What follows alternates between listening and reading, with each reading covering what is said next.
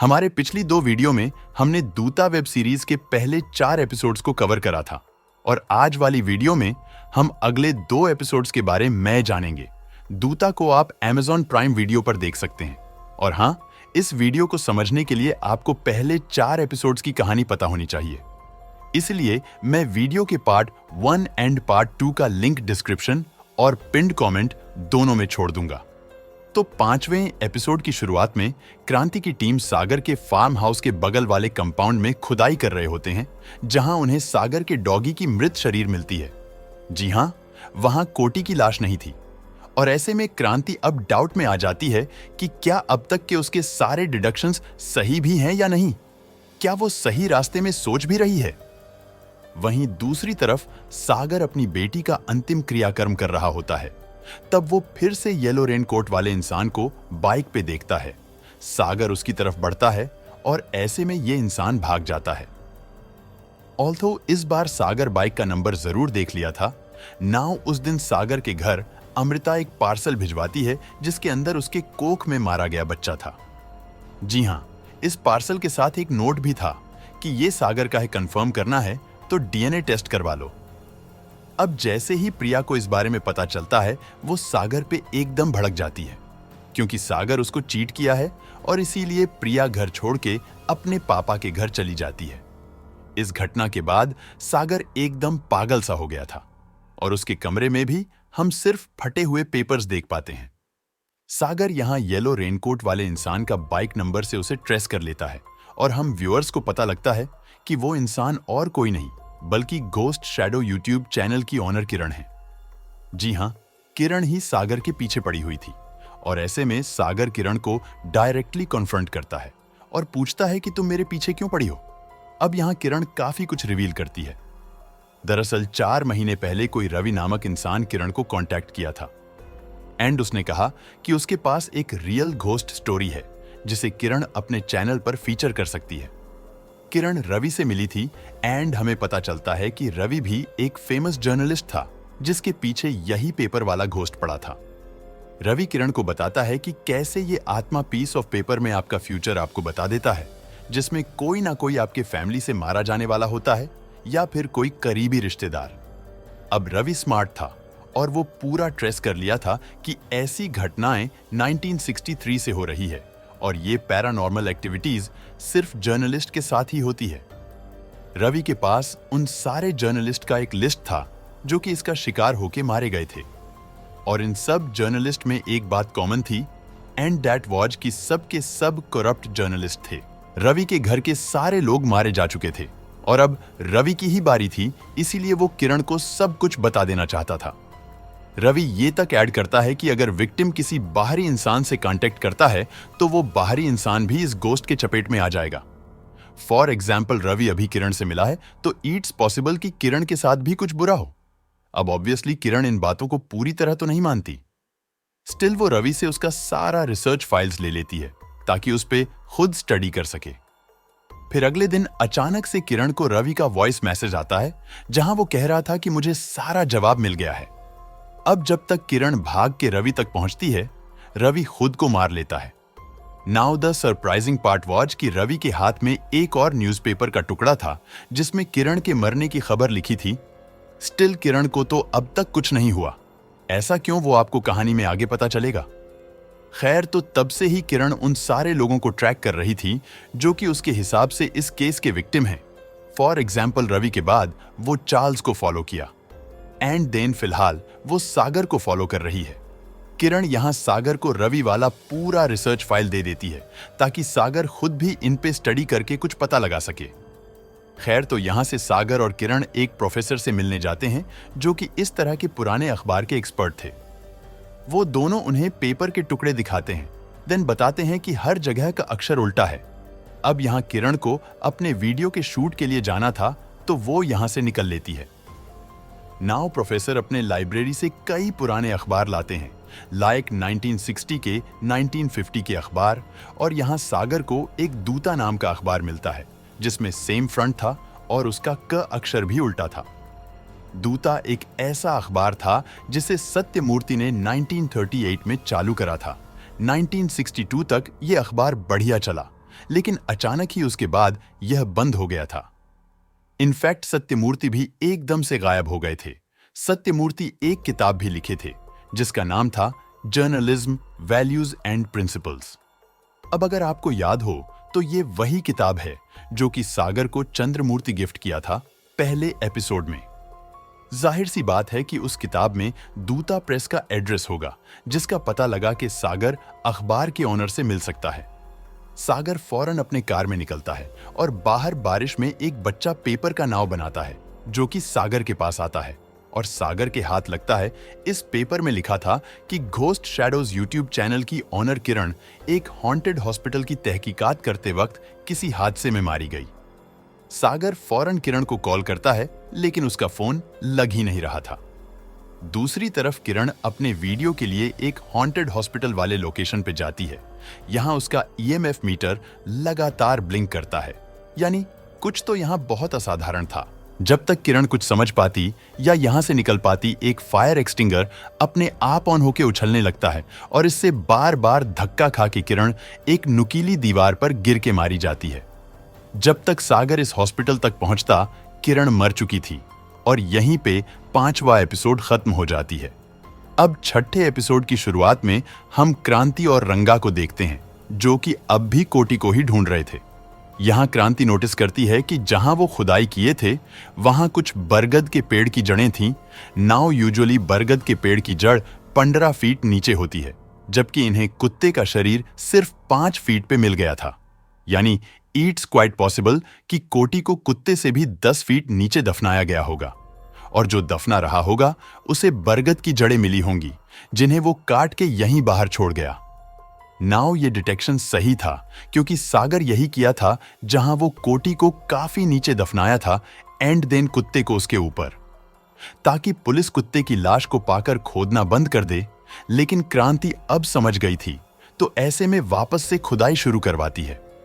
दूसरी तरफ सागर को जर्नलिज्म वाली किताब पे दूता प्रेस का एड्रेस मिल जाता है और वो वहां तक पहुंचता है।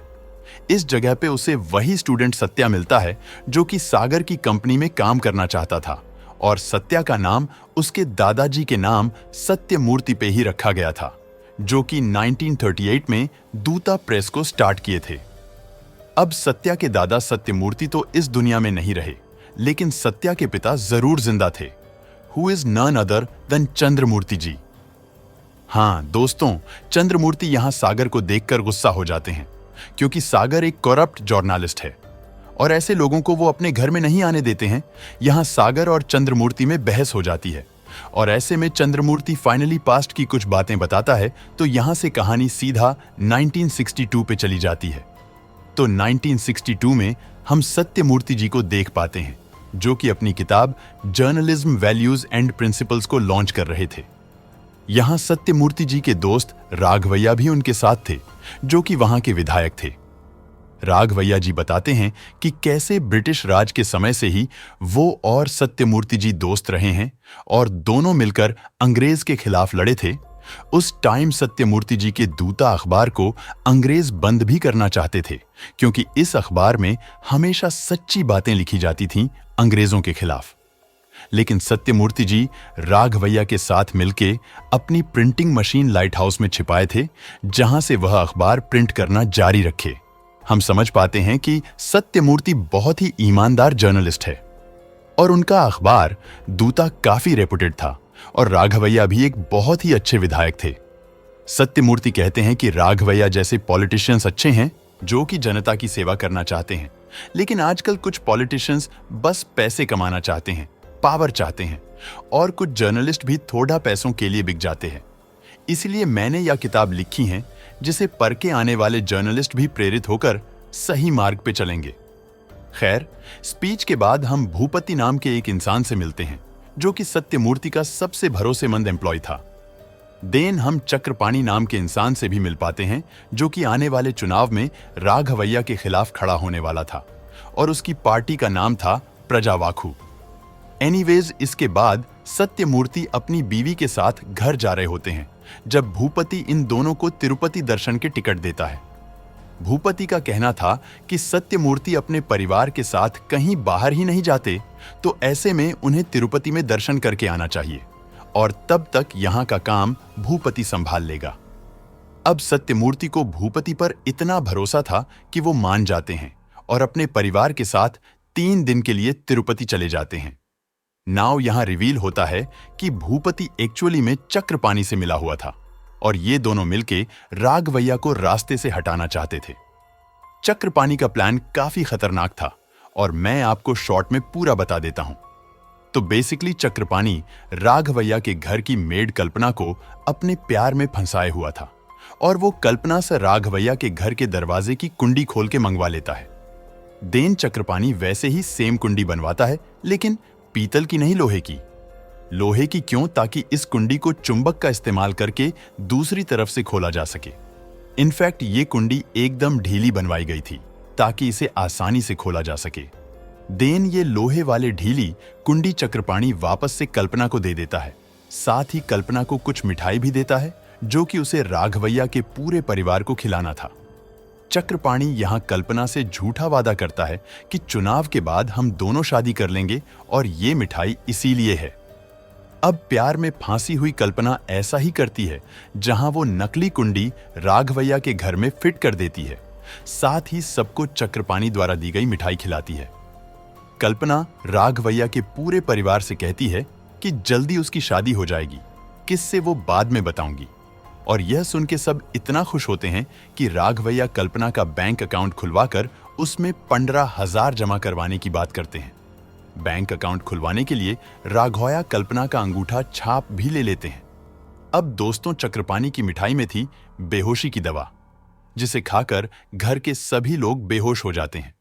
उसके बाद कल्पना जब चक्रपाणी से मिलने जाती है तो चक्रपाणी उसे तालाब में डुबोकर मार देता है और एक नकली नोट रख देता है जिसमें लिखा था कि कल्पना इसीलिए खुद को डुबोकर मारी है क्योंकि उसके साथ राघवैया के परिवार वाले मिलके जबरदस्ती किए हैं। नाउ देर रात चक्रपाणी राघवैया के घर में रस्सी वगैरह लेकर आता है। देन लोहे की कुंडी को चुंबक से खोल लेता है एंड देन वो राघवैया के पूरे परिवार को टांग कर मार डालता है। वहीं भूपति दूता अखबार में ये सब खबर छाप देता है कि कैसे राघवैया का परिवार कल्पना के साथ गलत किया, जिस वजह से कल्पना खुद को मार ली। अखबार का एक प्रिंट चक्रपाणी राघवैया के घर पे भी छोड़ देता है ताकि देखकर ऐसा लगे मानो ये लोग इस अखबार को पढ़ के खुद को मार लिए हैं। इनफैक्ट वो चुंबक से घर की कुंडी बाहर से बंद भी कर देता है, जिससे ऐसा लगेगा मानो कमरा तो अंदर से बंद था, कोई बाहर से अंदर आ ही नहीं सकता। इस सब में चक्रपाणी और भूपति के साथ रमणा घोष नामक इंस्पेक्टर भी मिला हुआ था। तो अगली सुबह चक्रपाणी लोगों को भड़काकर राघवैया के घर लाता है और वहां सब देखते हैं कि पूरा परिवार लटक के मर चुका है। सबको यही लगता है कि ये लोग शर्मिंदगी में खुद को मारे होंगे और इससे चुनाव में बचा सिर्फ एक उम्मीदवार, जो कि था चक्रपाणी, यानी बाय डिफॉल्ट वो जीत गया। अब आप कह सकते हैं कि पोस्टमार्टम रिपोर्ट में तो सब पता लग जाएगा। तो यहीं पे काम आता है रमणा घोष इंस्पेक्टर, जो कि पूरी रिपोर्ट को ही गलत बनवाता है। इन शॉर्ट ये तीनों मिलके राघवैया के पूरे परिवार को 2 दिन के अंदर मार डालते हैं। देनदूता, जो कि एक बहुत ही ट्रस्टेड अखबार था, उसमें गलत चीजें छापते हैं ताकि लोगों को अपनी झूठ पर भरोसा दिलवा सके। इससे चक्रपाणी बनेगा बड़ा नेता, भूपति को वो पैसे देगा जिससे भूपति अमीर होके अपना प्रेस खोलेगा और रमणा घोष को मिलेंगे पैसे और प्रमोशन। अब यहां मैं एक पॉइंट बताना भूल गया, जिसे मैं अभी ऐड कर देता हूं कि राघवैया के परिवार में एक छोटी बच्ची बच गई थी, जो कि कोने वाले कमरे में सो रही थी, काइंड ऑफ मिस हो गई। इस बच्ची को पोलियो था और उसे किसी रिश्तेदार के घर डाल दिया गया। नाउ इस खतरनाक प्लान का सिर्फ एक पार्ट बचा था। दिस वाज कि सत्यमूर्ति और उसकी बीवी के आने से पहले ऐसे नकली प्रूफ्स लाओ जिससे सत्यमूर्ति को भी लगे कि राघवैया ही गलत था। लेकिन दिक्कत तब होती है जब सत्यमूर्ति जी तिरुपति से एक दिन पहले ही आ जाते हैं और उन्हें सब कुछ मालूम हो जाता है। वो भूपति, चक्रपाणी और रमणा घोष की बातें भी सुन लेते हैं एंड ही डिसाइड्स कि अगले दिन दूता अखबार में वो इन तीनों को पूरी तरह एक्सपोज कर देंगे। अब सत्यमूर्ति जी से गलती ये हो जाती है कि जहां वो छुप के इन तीनों की बातें सुन रहे थे, वहां उनका किताब जर्नलिज्म वाला गिर के रह जाता है, जिसे देखकर भूपति समझ जाता है कि सत्यमूर्ति को सब पता लग गया है, क्योंकि वो यहां आए थे। ऐसे में भूपति ऑफिस जाकर सत्यमूर्ति को खोजता है जहां वो नहीं थे। देन वो लाइट हाउस जाता है, जहां सत्यमूर्ति अपने पुराने प्रेस वाले मशीन से खबरें छाप रहे थे। यहां भूपति, रमणा घोष और चक्रपाणी मिलके सत्यमूर्ति जी को भी मार डालते हैं। इसके बाद वो लोग सत्यमूर्ति की बीवी और बच्चे को धमकाते हैं कि समाज में बोल दो कि आपके पति लापता हो गए, वरना आपको भी मार देंगे। अब सत्यमूर्ति की बीवी के पास कोई और उपाय नहीं था, तो उन्हें ऐसा ही करना पड़ता है, और तभी से दूता अखबार भी बंद हो गया। अब सत्यमूर्ति का जो बेटा है वही चंद्रमूर्ति है, जो कि काफी ईमानदार है, और चंद्रमूर्ति के बेटे का नाम अगेन सत्या ही है। यह कहानी सुन के सागर को काफी बुरा लगता है, और उसके जाने से पहले सागर से सत्या मिलता है, जहां सागर सत्या का जॉब कंफर्म करके उसे एक पेन देता है। सागर के जाने के बाद चंद्रमूर्ति अपने बेटे सत्या से कहता है कि तुम उस करप्ट अखबार में कभी काम नहीं करोगे, लेकिन सत्या का मानना था कि उसे आगे बढ़ना है जिंदगी में। अपने पिता की तरह सत्यवादी बन के क्या ही मिलेगा। दादाजी इसी चक्कर में मारे गए और पिता भी जॉबलेस बैठे हैं। सत्या यहां अपने दादाजी की नहीं बल्कि सागर का दिया हुआ कलम चुनती है, यानी वह गलत रास्ते पर जाने के लिए तैयार था। मीनवाइल सागर उसी लाइट हाउस में जाता है जहां सत्यमूर्ति जी की प्रिंटिंग मशीन थी। इस मशीन का कलेटर उल्टा था, यानी कि यहीं से वो पेपर्स प्रिंट हो रहे हैं जो कि सागर को टाइम टाइम पे मिलते रहते हैं। इसी पॉइंट पे छठा एपिसोड खत्म हो जाती है, और उसके साथ यह वीडियो भी। आपको वीडियो पसंद आए तो वीडियो को एक लाइक करना एंड अपने दोस्तों के साथ शेयर करना, और इसी तरह के वीडियो देखने के लिए हमारे चैनल को सब्सक्राइब करके रखना। जल्दी मिलते हैं इस दूता वेब सीरीज के आखिरी 2 पार्ट के एक्सप्लेनेशन के साथ। तब तक के लिए गुड बाय, टेक केयर।